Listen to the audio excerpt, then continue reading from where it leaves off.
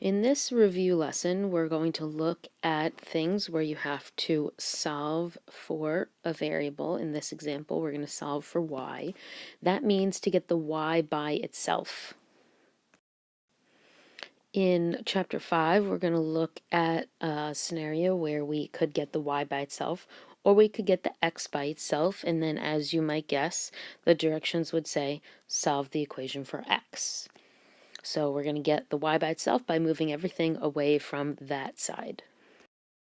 In the first example, you can see that the y is over here, but it's also on the same side as the 2x. So what I need to do is I need to take this 2x and move it over to this other side so that the y is by itself.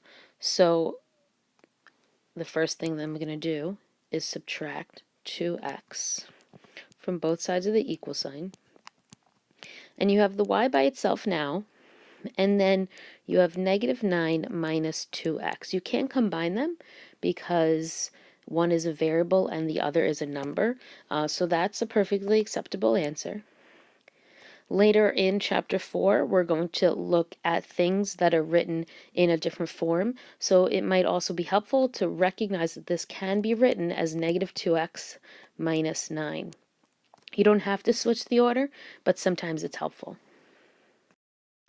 In number 2, we have a few things going on. We've got the negative 10 next to the y, and we also have the 4x. So what you want to do is you want to get the y by itself, and we'll save the 10, the coefficient right here, for last. What you do is you move the thing that doesn't have the y first.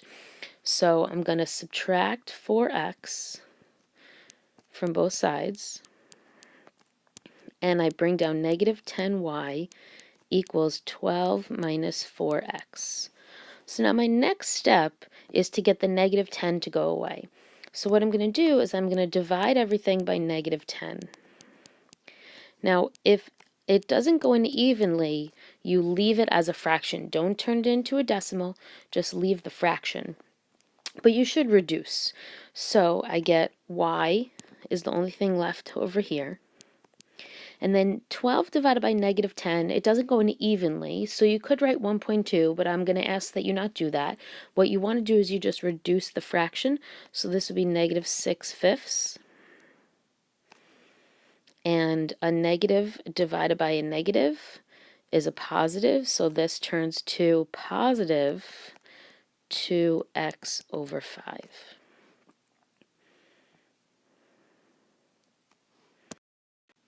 Looks a little weird because the numbers didn't go in evenly, but not everything goes in evenly. So you just have to learn to leave the fraction. All right, for this last one, we're going to move the 2x because you move the thing that doesn't have the y. See, here's the y piece. You move the piece that doesn't have the y, and then we'll take care of that negative 1/6 at the end.